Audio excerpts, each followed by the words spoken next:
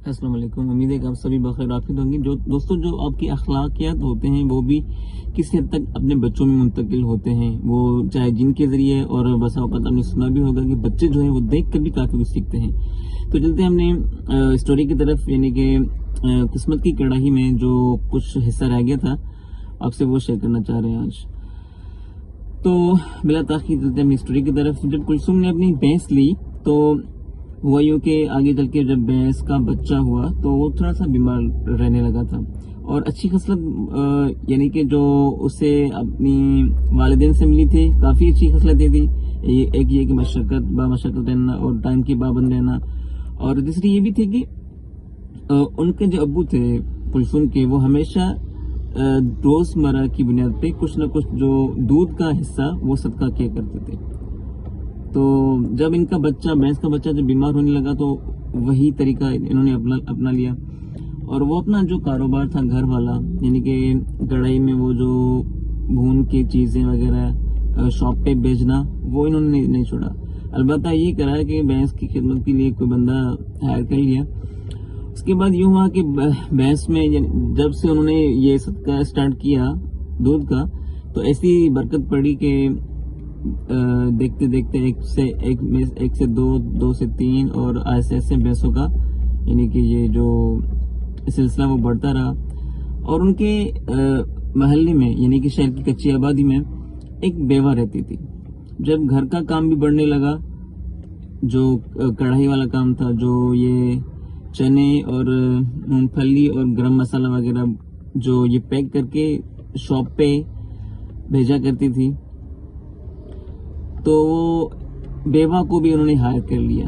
ایک بیوہ تھی, ایک دو اور عورتیں تھیں جو کہ غریب تھی, ان کو کلثوم نے ہائر کر لیا اور انہیں منتھلی وہ پے بھی کرتی تھی. اور اس کے علاوہ ان کا بھینس کا کام بھی بہت اچھا چل رہا تھا. بھینس میں سے جب 5 بھینسیں ہوئی تو پھر انہوں نے اپنے شوہر سے کہا کہ اگر آپ میرے ساتھ ہاتھ بٹائیں تو انشاءاللہ آپ کو اللہ پاک یہیں سہولت دیں گے, آپ کو کہیں اور جانے کی ضرورت نہیں ہے. تو آہستہ ان کا کام جیسے بڑھا تو انہوں نے بڑھا, یعنی کہ جو فارمنگ ہوتی ہے بوفیلو فارمنگ انہوں نے اسٹارٹ کر دی, اور اس کے ساتھ ساتھ ان کے برابر میں ایک بوفیلو فارمنگ پلس میں یہ گوٹ فارمنگ انہوں نے اسٹارٹ کی.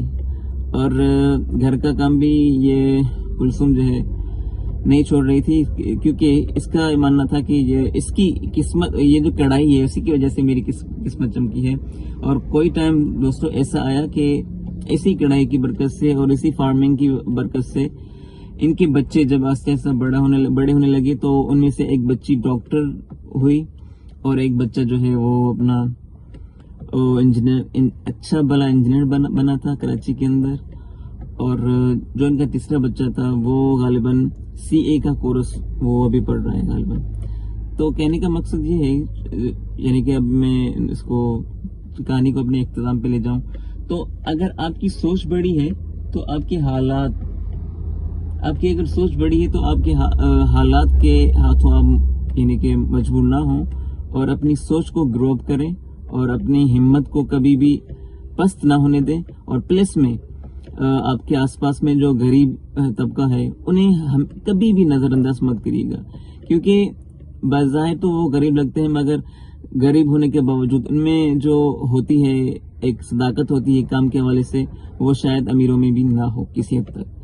تو یہ ایک یعنی کہ اسٹوری ابھی اختتام پہ پہنچتی ہے.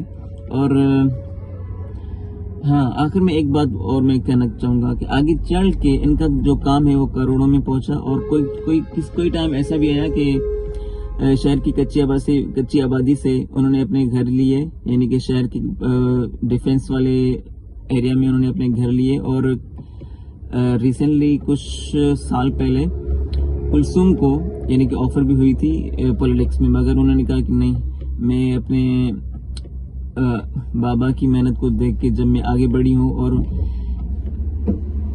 ایمان کی کمائی سے جب میں آگے بڑھی ہوں, اور میں اپنے دم پہ یہ سب کچھ کیا ہے اللہ کی برکت اور رحمت و برکت سے, تو میں اس میں پولیٹکس کی جو بھی کمائی ہے یا جو بھی وہ ہے وہ میں اس میں شامل نہیں کرنا چاہتی. اور یعنی کہ ان کا جو کاروبار ہے وہ دن دوگنی اور رات چوگنی کام یعنی کہ گرو اپ کر رہا تھا.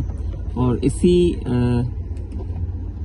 یعنی کہ کہانی کے اینڈ میں ہم آپ کو بس یہی بتلانا چاہتے ہیں کہ اپنی آس پڑوس کا خیال رکھیں, اپنی غریبی پہ مت روئیں, اور اپنی مشقت کو ہمیشہ آگے رکھیں زندگی, اپنے گولز کو, اپنے مشن کو آگے رکھیں زندگی گزاریں, تو اللہ پاک آپ کے ہمیشہ حامی و ناصر رہیں گے. ملتے ہیں کسی اور نیکسٹ ویڈیو میں, جب تک کے لیے اللہ حافظ. تھینک یو, فی امان اللہ. السلام علیکم ورحمۃ اللہ.